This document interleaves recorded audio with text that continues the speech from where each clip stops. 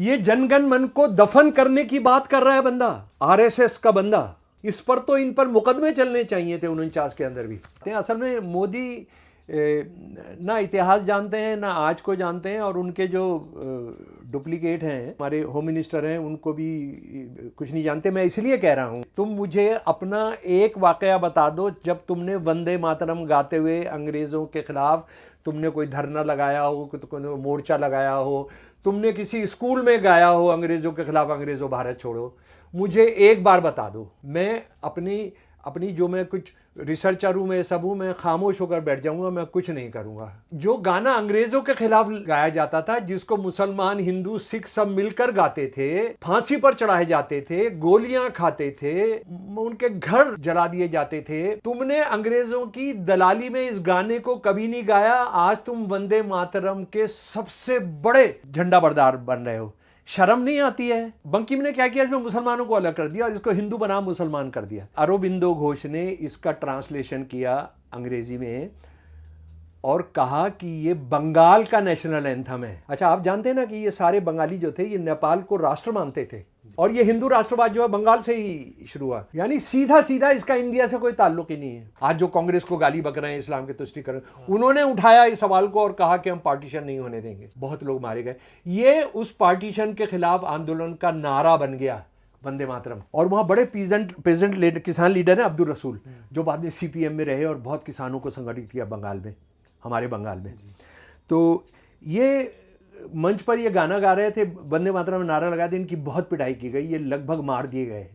उसके बाद ये गाना हमारा पूरा फैल गया। वंदे मातरम नारा लगता था और अल्लाह अकबर लगता था। हिंदू भी नारा लगाते थे अल्लाह अकबर, और हिंदू मुसलमान मिलकर नारा लगाते थे वंदे मातरम। अंग्रेजों ने इसको बैन कर दिया। मैं ये सारे अंग्रेजी गजेटियर्स इंग्लैंड सबसे जानकर उसके बाद बात कर रहा हूँ आपसे। ये बदकिस्मती से कांग्रेसी इसको जानते तो ये 2 दिन से जो बक रहा है प्रधानमंत्री और हमारा होम मिनिस्टर जो बोल रहे हैं, उनको कम से कम कुछ जवाब दे पाते। तो कांग्रेस के क्या करती है, कांग्रेस की वर्किंग कमेटी गांधी जी, मौलाना आज़ाद, सुभाष चंद्र बोस और नेहरू प्रेसिडेंट है, एक कमेटी बना देती है। वो सिर्फ नेहरू को पकड़ा है और कमेटी ये फैसला करती है कि इसमें शुरू की 2 पंक्तियों में तो कोई गड़बड़ी नहीं है, शुरू की 2 स्टांजा में, तो हम इसको गाएंगे। आज़ादी हुई, हमारी आज़ादी हुई। आरएसएस वाले क्या मांग कर रहे हैं, नेहरू और उसके जो करीबी दोस्त हैं वो समझते ही नहीं है कि वंदे मातरम के हमारी ज़बान पर आने पर क्या मतलब होता है, हमारे होठों पर आने का क्या मतलब होता है। कौन बता रहे हैं ये? जिन्होंने कभी वंदे मातरम गाया नहीं। शहीदों के उस पर, और शहीदों की बात कर रहा है आरएसएस। मतलब इनकी हैसियत देखिए, इनकी हिम्मत देखिए। जिन्होंने दलाली की, जिन्होंने अंग्रेज़ों की दलाली की, जिन्होंने मुस्लिम लीग के साथ सरकारें चलाई, जिन्होंने अंग्रेज सेना में सुभाष चंद्र बोस जी के खिलाफ भर्ती कराई, वो शहीदों की बात कर रहे हैं। ये तो कोई कह ही नहीं रहा है जनगण मन के बाद अगर वंदे मातरम नहीं गाएंगे, तो अब क्या कह रहे हैं? इसका मतलब है कि अब आप हमको वंदे मातरम नहीं गाने देना चाहते। अरे तुमने तो कभी गाया नहीं, तुमको तो हम गाने भी नहीं देंगे। और वो ये कह रहे हैं कि ये कब्र जो है ये असल में जनगण मन की भी कब्र होगी। पीछे के दरवाजे से राजेंद्र प्रसाद जी एक आदेश निकालते हैं, एक राष्ट्रगीत होगा, वो वंदे मातरम होगा और राष्ट्रगान ही होगा। दुनिया में कहीं पर भी ऐसा नहीं है। और राजेंद्र प्रसाद क्योंकि काफ़ी हिंदुत्ववादी स्टैंड लेते थे बहुत सारी बार, उन्होंने कई चीज़ें पीछे से घुसाई। वो साहब क्या बोलते हैं, शत्रु कहाँ है? कोई नहीं है। अंग्रेज़ एक मित्र शक्ति है और वास्तव में किसी में भी अंग्रेज़ों से युद्ध विजयी होने की शक्ति नहीं है। ये नावल ख़त्म होता है कि अंग्रेज़ों को लाना हिंदू राष्ट्र का बनाना है, और इस नावल को बोलते हैं कि ये जो है ये हिंदू राष्ट्रवाद का है। और यही मैं कह रहा हूं, हिंदू राष्ट्रवाद अंग्रेजों की दलाली का राष्ट्रवाद है।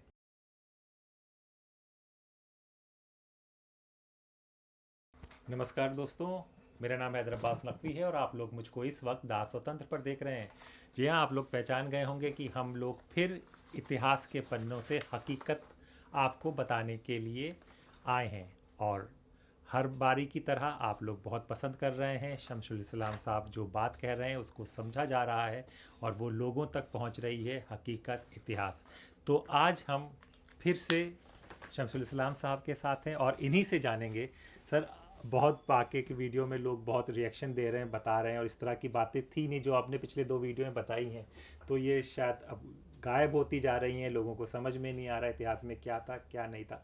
आज आप क्या स्वतंत्र के दर्शकों के लिए लाए हैं सर इतिहास के? मैं आज हमको वंदे मातरम पर बात करनी चाहिए। वंदे मातरम जो गाना है, जी जी, और 150 साल हुए हैं, वो 1875 में लिखा गया था, तो 150 साल हुए। और मोदी जी और हमारे जो होम मिनिस्टर हैं अमित शाह, मतलब बीजेपी में और कोई नेता और लीडर है ही नहीं जो बोल सके, वो यही दो आदमी ही बोलते हैं, बाकी तो सब गायब हो गए हैं या इस सब पर बोलने लायक नहीं है। तो ये दो बातें कही उन्होंने। एक तो यह है कि मुसलमानों को अपीस करने के लिए वो जो पूरा गाना है उसमें सिर्फ 2 अंतरे रखे गए, बाकी हटा दिया गया। नेहरू ने किया ये, हाँ जी। और फिर मोदी जी ने पूरा का पूरा सुना दिया वो जो गाना है। तो वो ये सब क्यों कर रहे हैं? ये 1857 की कमेमोरेशन नहीं मना रहे हैं, हाँ जी। ये तिरंगे झंडे का कमेमोरेशन कब बना था वो नहीं मना रहे हैं। ये सब कर रहे हैं ताकि कोई भी बांटने वाला मुद्दा जो है वो हावी रहे देश पर। और देश महंगाई, बेरोज़गारी, जुल्म, यातायात की बदहाली, सड़कों की बदहाली, अस्पताल गायब होना, स्कूल गायब होना। मतलब हरियाणा के अंदर कल ही न्यूज़ थी कि कितने 8,000 स्कूल बंद हुए हैं, यूपी के अंदर हज़ारों स्कूल बंद हुए हैं, मध्य प्रदेश के अंदर, राजस्थान के हज़ारों की तादाद में सरकारी स्कूल बंद हुए, उस पर कोई चर्चा नहीं होना। महंगाई कहाँ पहुँच रही है उस पर कोई चर्चा नहीं होना। लेकिन वंदे मातरम हो जाएगा तो फिर उस पर सब पर पर्दा पड़ जाएगा, ऐसा वो सोचते हैं। इसीलिए वो लगातार कुछ ना कुछ करते रहते हैं। तो और अगर एक मुसलमान जोड़ दीजिए, एक मामला, किसी मामले में मुसलमान जोड़ दीजिए तो फिर ये होता है, फिर तो बहस की कोई ज़रूरत ही नहीं है। वो तो गीता का सच हो गया। ये तो हाँ, तो वो है। लेकिन इतना अलग है तमाम, अगर उस पर भी बात करना चाहते हैं। असल में मोदी ना इतिहास जानते हैं ना आज को जानते हैं, और उनके जो डुप्लीकेट हैं, हमारे पता नहीं कौन किसका डुप्लीकेट है, लेकिन ये जो हमारे होम मिनिस्टर हैं उनको भी कुछ नहीं जानते। मैं इसलिए कह रहा हूँ कि जो मोदी जी ने सारा सुनाया, मोदी जी ने जो सुना दिया वहाँ पूरा, वो 1925 में आरएसएस बन गई जी। 15 अगस्त 1947 तक थी, काम करती रही, अभी तो राज ही कर रही है वो। मैंने जो इनके सारे दस्तावेज खोजे हैं, सारे देखा है, और मैं कितने दशकों से कितने ये सवाल पूछ रहा हूँ कि तुम मुझे अपना एक वाकया बता दो जब तुमने वंदे मातरम गाते हुए अंग्रेज़ों के ख़िलाफ़ तुमने कोई धरना लगाया हो, कोई मोर्चा लगाया हो, तुमने किसी स्कूल में गाया हो अंग्रेज़ों के ख़िलाफ़, अंग्रेज़ों भारत छोड़ो। मुझे एक बार बता दो, एक बार बता दो। मैं अपनी जो मैं कुछ रिसर्चर हूँ, मैं सब हूँ, मैं खामोश होकर बैठ जाऊँगा, मैं कुछ नहीं करूँगा। बता दो मुझे। कितने दशकों से मैं आपसे कह रहा हूँ। आपको जो गाना अंग्रेज़ों के खिलाफ गाया जाता था, जिसको मुसलमान, हिंदू, सिख सब मिलकर गाते थे और फांसी पर चढ़ाए जाते थे, गोलियां खाते थे, उनके घर जला दिए जाते थे, वो तुमने अंग्रेज़ों की दलाली में इस गाने को कभी नहीं गाया। आज तुम वंदे मातरम के सबसे बड़े झंडा बरदार बन रहे हो। शर्म नहीं आती है? और इस गाने के बारे में भी ज़रा सा हम जान लें, सारी बातें जान लें। और ये जो हिंदू राष्ट्रवाद और आरएसएस का जो हिंदुत्व, ये जो रेत की दीवार इन्होंने बनाई है ना, और इस पर जो पूरा हिंदुस्तान को लाकर रख दे रहे हैं, अगर इनकी रेत की दीवार से बचाकर अपने देश को हमने नहीं रखा तो पूरा देश धराशायी हो जाएगा। ज़रा सा इसके बारे में आप जान लीजिए ये क्या है। और ये आप मेरा शम्सुल इस्लाम और वंदे मातरम डालेंगे तो आपको अंग्रेज़ी हिंदी में मेरे आर्टिकल्स भी आपको मिल सकते हैं।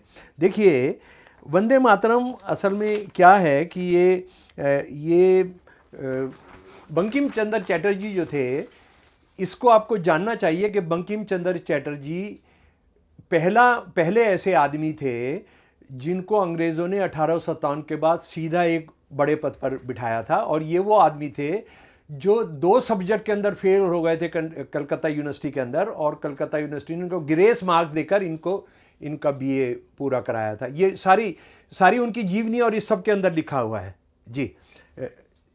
हाँ, और उसके बाद ये अंग्रेज़ों के बहुत वफादार थे। इनको रिटायरमेंट पर कितने अवार्ड मिले हैं क्योंकि हम बंकिम चंद्र चटर्जी पे बात नहीं कर रहे हैं, उनके काम के ज़रिए ही पता लग जाएगा कि उन्होंने क्या किया। और ये बहुत बड़ा विद्वान था, संस्कृत, बंगाली, अंग्रेज़ी और ये सब का, और लिखने का तो इनका जवाब, जो ये भाषा इस्तेमाल करते हैं वो तो बहुत ही ज़बरदस्त, बहुत ही मन को मोह करने वाली है। तो ये अंग्रेज़ क्या चाह रहे हैं कि 1857 के बाद कुछ दलाल ढूंढ रहे हैं जो उनके यहाँ ऊपर सर्विस में आएंगे और उसके बाद जो हिंदू मुसलमान को बांटने का काम है वो करेंगे। और इन्होंने सारे अपने लेखन में उसी काम को किया, सारे अपने पूरे लेखन में। ये वो आदमी है जिन्होंने ये भी कहा कि 1857 जो है ये तो लोगों की हिस्सेदारी नहीं, ये तो लफंगे, ये सब वो सारे लोग गुंडे थे जो बदकिस्मती से सर सैयद ने भी कहा था। सर सैयद और ये जो है हम असर भी हैं, ये लगभग एक ही दौर के अंदर है। तो ये जो गीत है वो कवि भी थे और प्रोज राइटर भी थे। तो उन्होंने ये गीत जो लिखा, ये ट्रेन के अंदर सफ़र कर रहे थे और ट्रेन के अंदर सफ़र उन्होंने देखा कि वो ये सरसों की फसल लहरा रही है ना, उस पर उन्होंने एक गीत लिख दिया 1875 के अंदर। और उस गीत की बात ये थी कि वो बिल्कुल इतना ख़राब था, एक तो आधा संस्कृत में था, आधा बंगाली में था। वैसे भी ये 2 भाषा के अंदर एक तुकबंदी सी थी और ये खुद भी भूल गए।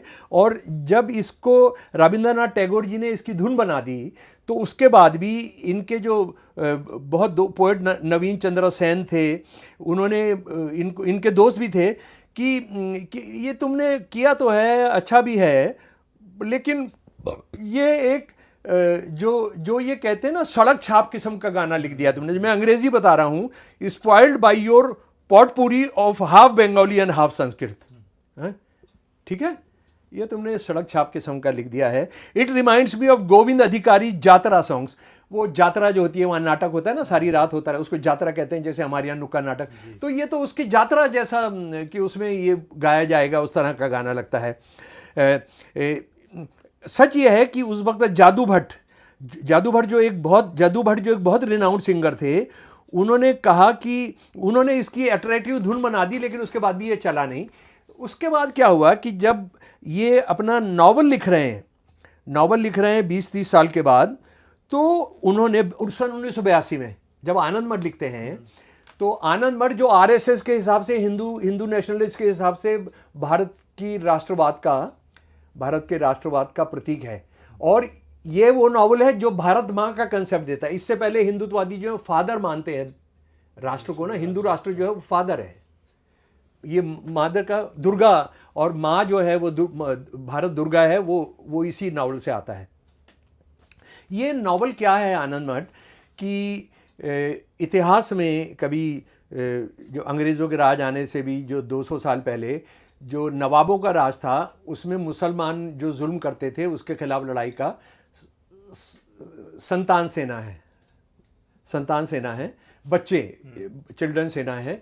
अच्छा, इसमें जो बेईमानी की बंकिम ने, मैं जो अगली किताब कर रहा हूँ वो इसी पर कर रहा हूँ, बंकिम पर ही। तो जो बेईमानी की कि ये जो संतान का जो विद्रोह था ना, इसमें मुसलमान मौलवी, मुसलमान फ़कीर, ये फ़कीर और संतान विद्रोह था। साथ साथ मिलकर वो नवाब से लड़ते थे। और अंग्रेज़ उस वक्त क्योंकि नवाबों के ऊपर बैठ चुके थे, तो लड़ाई तो नवाब के राज में होती थी, लेकिन अंग्रेज़ों से लड़ाई होती थी। तो ये था फ़कीर और संतान विद्रोह, इसका नाम है। सारा इतिहास में जो आप जाएंगे, आप जाइए संतान और फ़कीर विद्रोह। और ये सारे के सारे कहाँ से गए हुए थे? ये राजस्थान से मुसलमान, हरियाणा से मुसलमान, और ये सफ़र में रहते थे और उसके बाद अयोध्या वगैरह से ये सारा लोग रहते थे। और इनका काम क्या था, ये कहीं भी बैठ जाते थे, मतलब मान लीजिए एक जगह इन्होंने डेरा कर दिया तो साथ साथ ही डेरा कर दिया तो उसके बाद यहाँ 2 साल लेंगे, उसके बाद ये सूदखोरी करते थे, ये सूदखोरी करते थे, पैसा देते थे, उनके आपस के जो झगड़े होते थे उसको सुधार देते थे। और ये जो संतान है ये तो पूरे नंगे रहते थे, उस तरह का जो एक गोसाई, मैं अगर सही कह रहा हूँ तो वो जो है वो एक परंपरा है साधुओं की, उस तरह से। तो ये बंकिम ने क्या किया, इसमें मुसलमानों को अलग कर दिया और इसको हिंदू बनाम मुसलमान कर दिया। ठीक है, अच्छा, और मजे की बात यह है 200 साल पहले मुसलमानों का राज खत्म हो चुका, उस पर अब नावल लिख रहा है ये, अब तो सीधा अंग्रेजों का राज है। और इस नावल में बाद में बड़ा मज़ेदार आएगा, वो किस्सा आएगा। तो ये उन्होंने जो लिखा उसको अपने नावल में शामिल किया। नावल में शामिल होने के बाद इस गीत पर बातचीत शुरू हुई। और लेकिन मज़े की बात यह है, ये किताब है बंकिम चंद्र चटर्जी पर, साहित्य अकेडमी की छापी हुई, इससे बड़ा कोई कलेक्शन बंकिम पर नहीं है उनको जानने के लिए, हैं। इसमें साफ लिखा है कि अरबिंदो घोष ने इसका ट्रांसलेशन किया अंग्रेजी में और कहा कि ये बंगाल का नेशनल एंथम है। ये कहाँ का नेशनल एंथम है? क्यों कहा? क्योंकि इसमें पूरे इंडिया का इस गाने से कोई मतलब ही नहीं है। देखिए इसमें क्या क्या है, इसमें 7 करोड़ लोगों की, के 7 करोड़ आवाज, 7 करोड़ हाथ तलवार उठाकर चलेंगे, लहलाते हुए खेत हैं, नदियां बह रही हैं, चिड़ियाँ जो हैं वो भारत माँ और उसकी स्तुति कर रही हैं।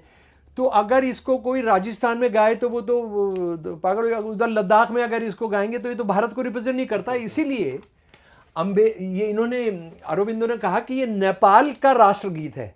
अच्छा, आप जानते हैं ना कि ये सारे बंगाली जो थे ये नेपाल को राष्ट्र मानते थे जी। हम बंगाली हैं, आप हिंदी हो, आप हिंदुस्तानी हो, ये सारा आज भी बातचीत में, हम तो बंगाली हैं, तुम हिंदुस्तानी हो। बंगाल जी। और ये हिंदू राष्ट्रवाद जो है बंगाल से ही शुरू हुआ, महाराष्ट्र में तो बाद में आता है जी, इसको समझ लें हम लोग। तो उन्होंने रखा और उसके बाद 7 करोड़ लोग, 70 मिलियन लोगों की बात की है इसमें। 70 मिलियन उस वक्त आबादी है बंगाल की, और बंगाल में उस वक्त उड़ीसा और बिहार भी शामिल है, हाँ? यानी सीधा सीधा इसका इंडिया से कोई ताल्लुक ही नहीं है। लेकिन हुआ क्या कि उसी बीच में बंगाल का पार्टीशन हो गया 1905 में ये सब, और उस पार्टीशन के खिलाफ वो हिंदू मुसलमान को बांटने की एक कोशिश थी। तो उसमें कांग्रेस ने बड़ा बढ़ चढ़ कर हिस्सा लिया, हालांकि वो कम्युनल भी बन गया, हिंदू वर्सेस मुसलमान बन गया।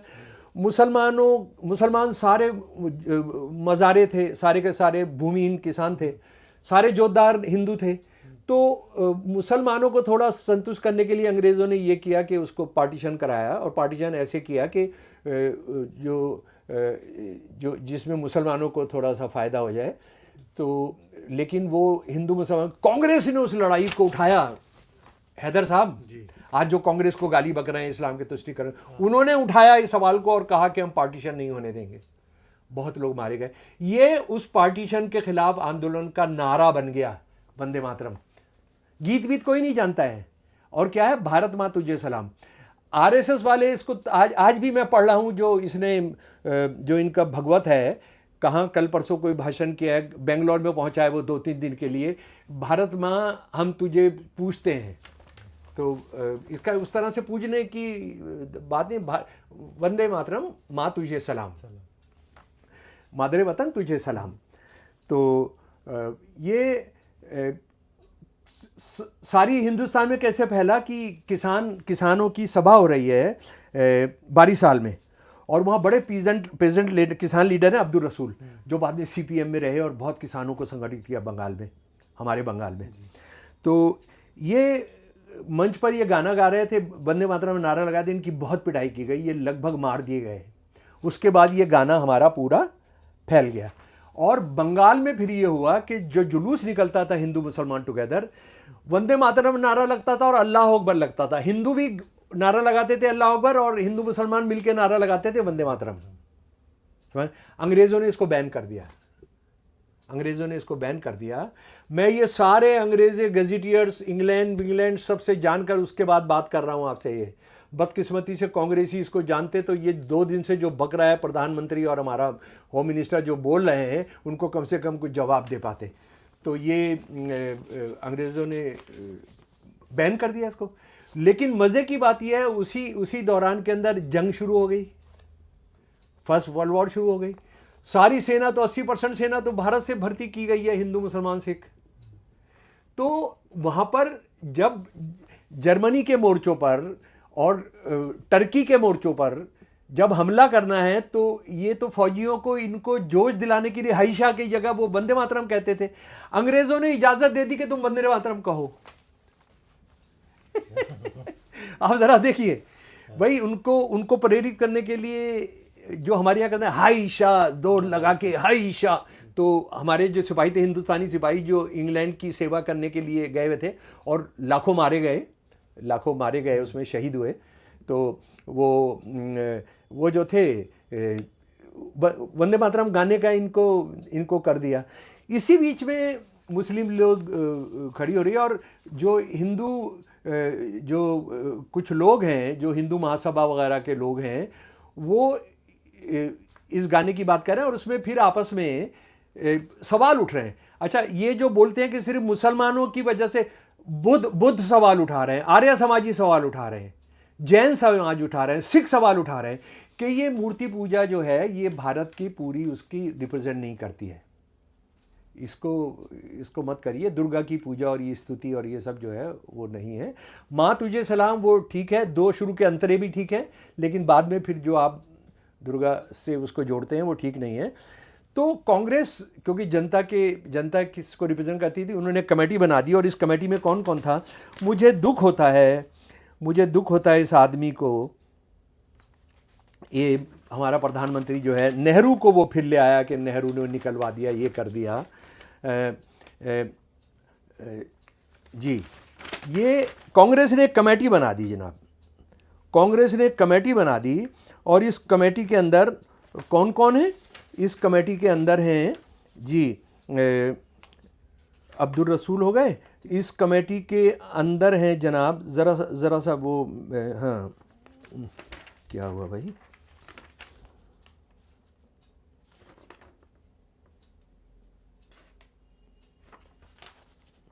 दो तीन,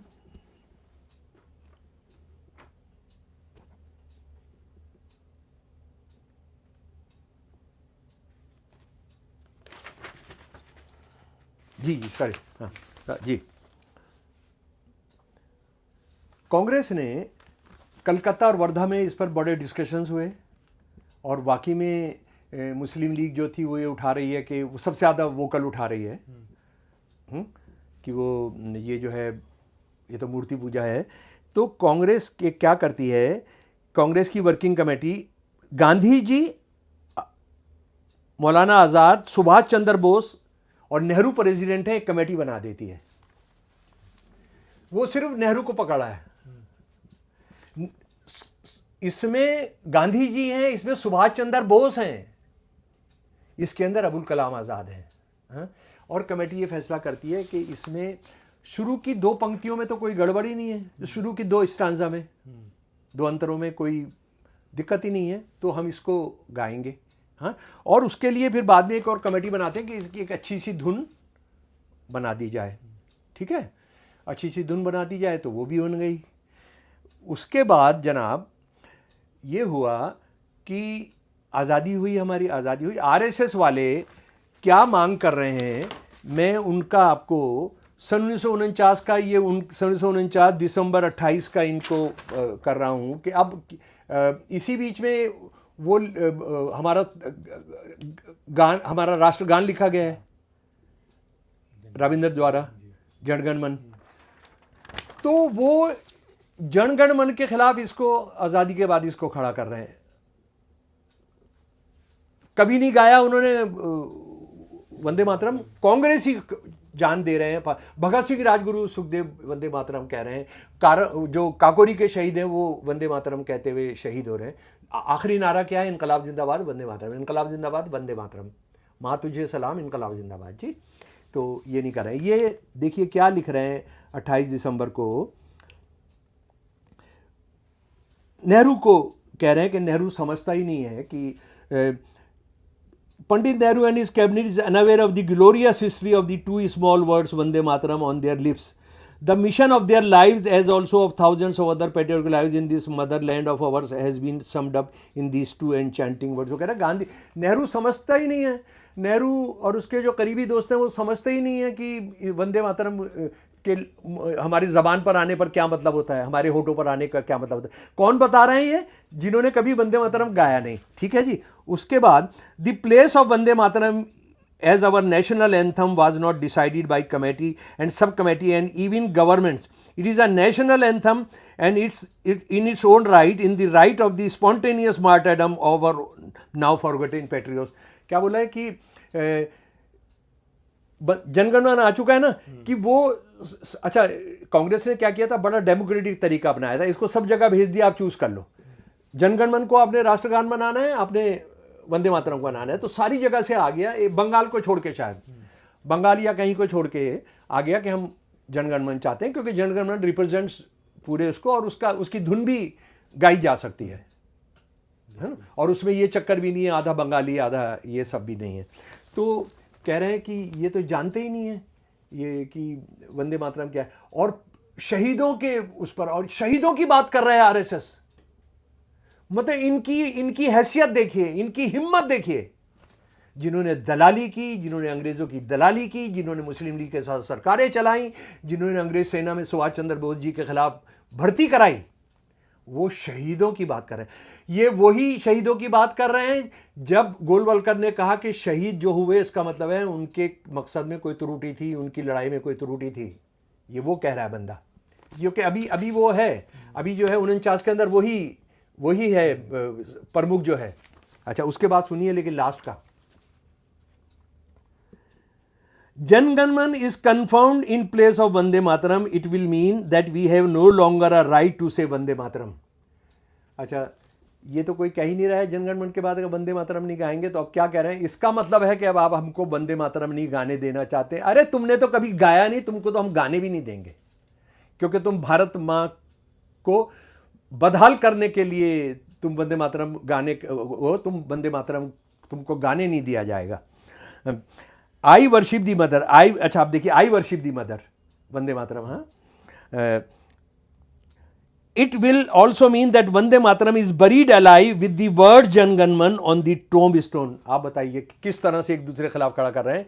इसका मतलब है कि आप वंदे मातरम को दफन कर देंगे और कब्र पर जो पत्थर लगाएंगे वो जनगणमन होगा। बताइए आप, इनकी हिम्मत देखिए, इनकी भाषा देखिए। और आखिर में, for the tome will be also be of Jana Gana Mana of the will of the people. और वो ये कह रहे हैं कि ये कब्र जो है ये असल में जनगणमन की भी कब्र होगी। ये जनगणमन को दफन करने की बात कर रहा है बंदा, आरएसएस का बंदा, कि वंदे मातरम को अगर तुम नहीं करोगे तो जनगणमन भी दफन हो जाएगा।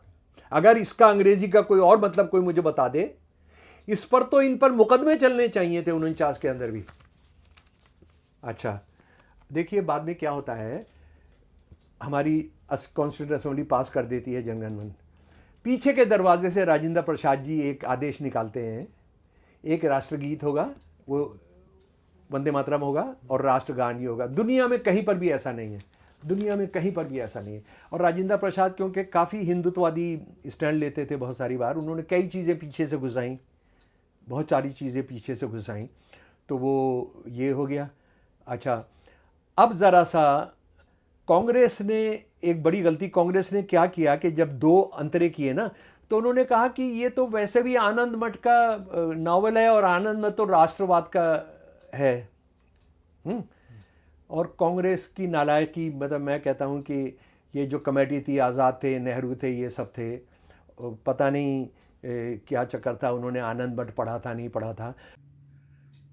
ये जो आनंद मठ को लेकर जो आरएसएस हमला आवर होनी शुरू हुई, उसका एक शर्मनाक जो पहलू है वो ये है, या उसका जो बैकग्राउंड है, कि इसको शुरू कराया अर्जुन सिंह जी ने जब वो एचआरडी मिनिस्टर थे, जिसे अब हम एजुकेशन मिनिस्टर कहते हैं। ये बहुत सेकुलरवादी थे, लेकिन देखिए इन्होंने क्या किया। आज़ादी के बाद इन्होंने एक आग लगा दी इसको लेकर।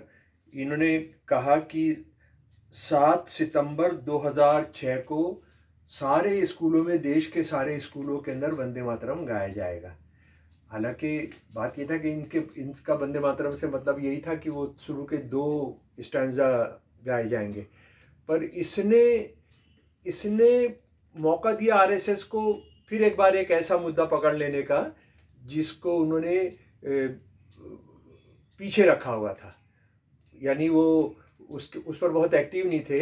ये सच है कि वो जाके वंदे मातरम गाना है, अगर इस देश में रहना वो करते थे, लेकिन अर्जुन सिंह थे कांग्रेस के मंत्री, सेकुलर मंत्री, जिन्होंने इस आग को भड़काया।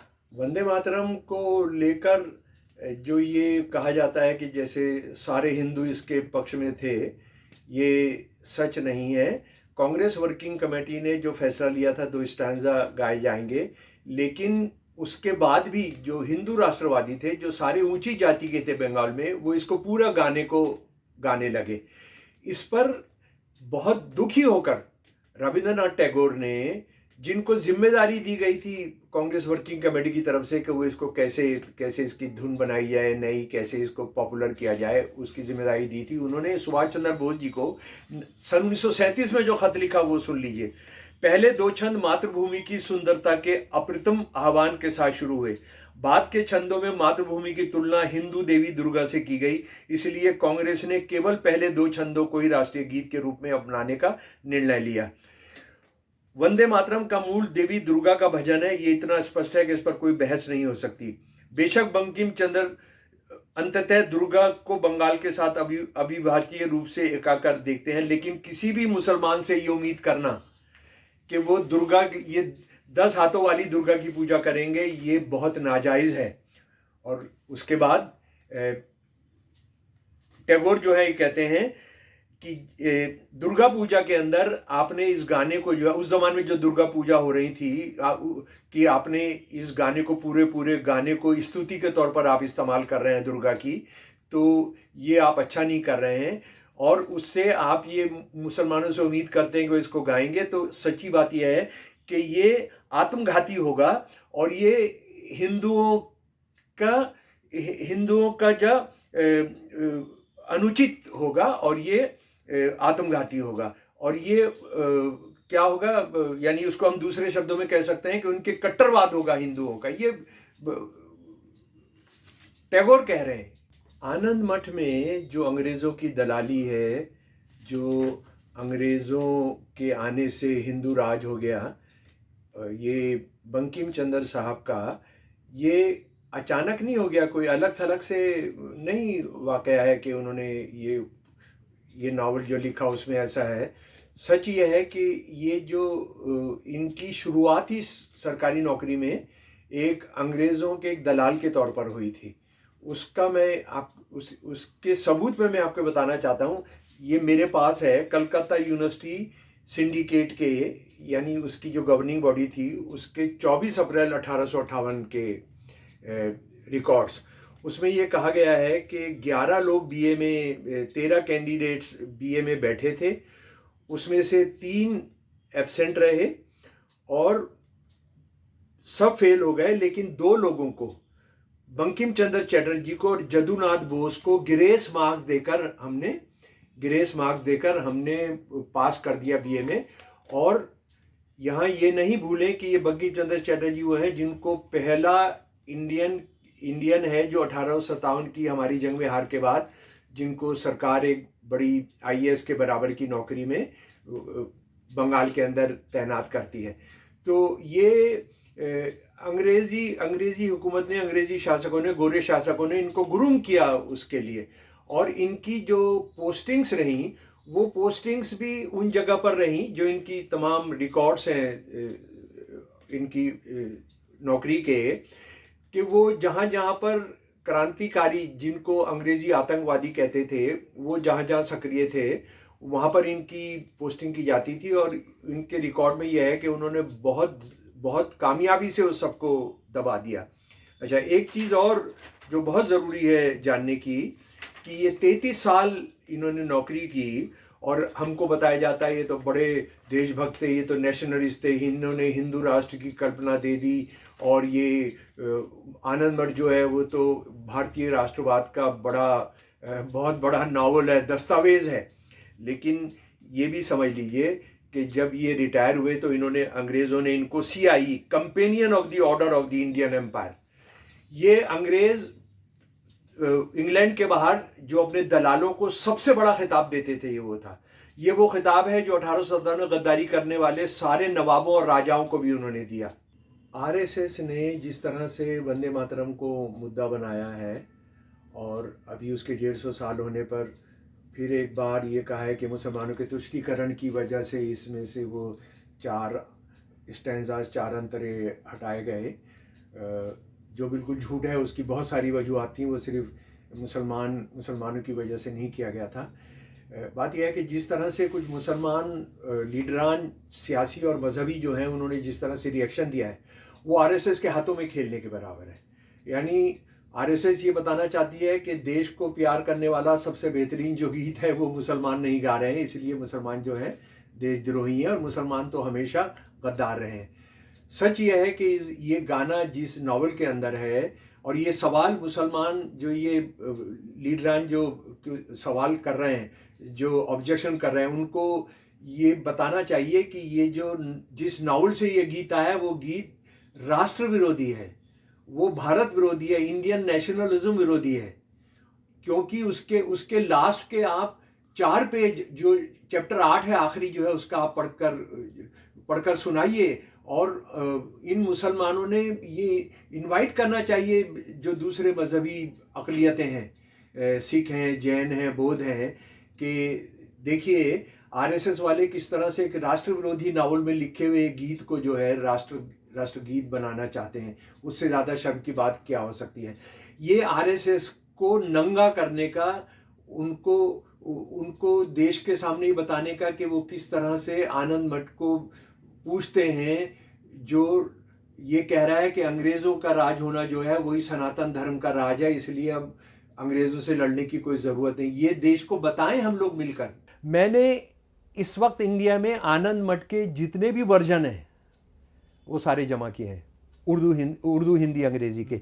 आप ताज्जुब करेंगे कि मेरे पास उर्दू का भी आनंद मठ है। उर्दू का भी आनंद मठ है मेरे पास, ये रहा है। मैं ऐसे ही फजूल की बात नहीं करता हूँ। आनंद मठ है मेरे पास उर्दू का है। मेरे पास हिंदी के 10 वर्जन हैं आनंद मठ के जी, और मेरे पास वो सबसे बड़ा, सबसे इम्पोर्टेंट आनंद मठ है जो लोगों को नहीं पता है। वो है सन 1906 में सबसे पहला जो अनुवाद किया गया था दी एबे ऑब्लिस से। ये अंग्रेजी का पहला अनुवाद है जो नरेश चंद्र गुप्ता ने किया था। ये अगर आपने नहीं पढ़ा तो आज आप हिंदुत्व को समझ सकते हैं। और बदकिस्मती से जो अपने आप को बड़े RSS से लड़ने वाले कहते हैं, वो उनको जाहिलों ने, उन्होंने किसी ने नहीं देखा है। इससे मैं कुछ बातें बताता हूँ। ये नावल क्या है। ये नावल मैंने आपको बताया, राज ख़त्म हो चुका है, लेकिन मुसलमानों के ख़िलाफ़ हो रहा है, ठीक है जी। और आनंद मठ के सीन हैं, मैं बता चुका हूं कि जो हिंदुत्ववादी जो शिविर होते हैं, ट्रेनिंग शिविर होते हैं, उसमें वो होते हैं। उसमें ये कम से कम जो 10 से ज़्यादा इस तरह की उदाहरण मैं आपको सुना रहा हूं। गांव के लोग मुसलमानों को देखते ही उन्हें मारने के लिए दौड़ पड़े। रात में कुछ लोग समूहों में संगठित हुए और मुसलमानों की बस्तियों में जाकर उनके घरों में आग लगा दी और उनकी सारी संपत्ति लूट ली। बहुत से मुसलमान मारे गए, बहुतों ने दाढ़ी मुड़वा ली, शरीर पर मिट्टी मल ली और हरि नाम जपने लगे। पूछने पर उन्होंने कहा हम हिंदू हैं। आप समझ लीजिए कैसे मुसलमानों को पकड़ पकड़ करके तुम ये बोलो, जय श्री राम बोलो। देखिए आप, यहां से आ रहा है, वो यहां से आ रहा है। भयभीत मुसलमान समूह बनाकर कस्बे की ओर दौड़े। मुसलमान बोले, अल्लाह अल्लाह, क्या इतने दिनों में कुरान शरीफ पूरी तरह से झूठा साबित हो गया? यानी कुरान को भी आप देखिए किस तरह से कर रहे हैं कि मुसलमान कहने लगे कि वो झूठा साबित हो गया। हम 5 बार नमाज पढ़ते हैं लेकिन चंदन लगाए हिंदुओं को ख़त्म नहीं कर सकते, सारी सृष्टि झूठी है।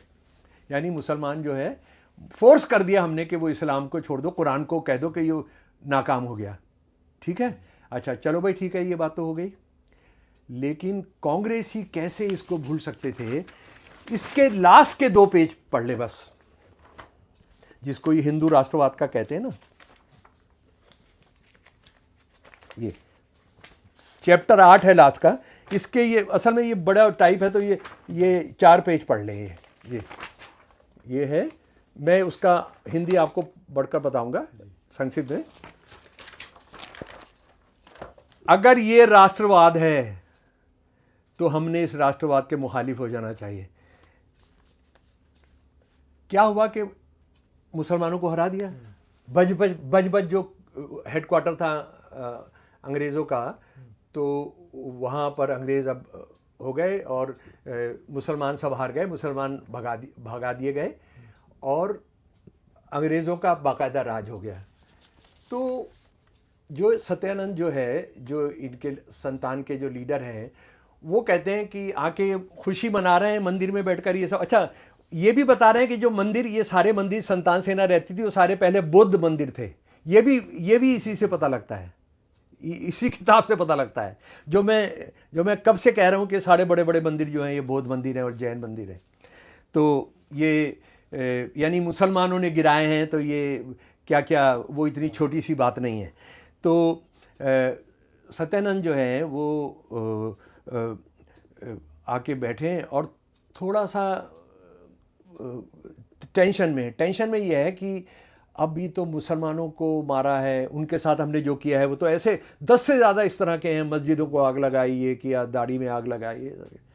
तो सोच रहेगा इनसे, ईसाइयों से कैसे लड़ेंगे, अंग्रेज़ों से कैसे लड़ेंगे, उसकी तैयारी करें क्या।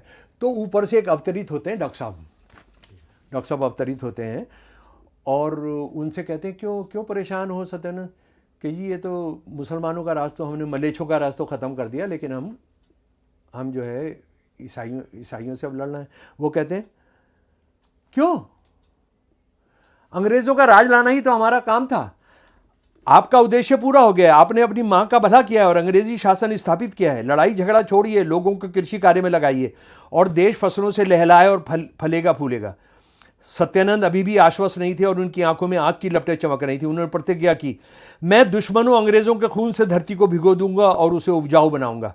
वो साहब क्या बोलते हैं, शत्रु कहाँ है, कोई नहीं है, अंग्रेज़ एक मित्र शक्ति है और वास्तव में किसी में भी अंग्रेज़ों से युद्ध विजयी होने की शक्ति नहीं है। ये नॉवल ख़त्म होता है कि अंग्रेज़ों को लाना, हिंदू राष्ट्र का बनाना है। और इस नॉवल को बोलते हैं कि ये जो है ये हिंदू राष्ट्रवाद का है। और यही मैं कह रहा हूं, हिंदू राष्ट्रवाद अंग्रेज़ों की दलाली का राष्ट्रवाद है। इस किताब के लास्ट पन्ने में कह रहा हूं कितने सालों से कि इसको कॉलेज यूनिवर्सिटी में पढ़वाइए कि अंग्रेज़ों का राज लाने से हिंदू राज हो गया, इसको पढ़वाइए। और बदकिस्मती से बहुत सारे कम्युनिस्ट थे, उन लोगों ने इसका एक सैनिटाइज वर्जन कर दिया। वसंतु कुमार, जिसमें से मुसलमान विरोधी सारी चीज निकाल दी।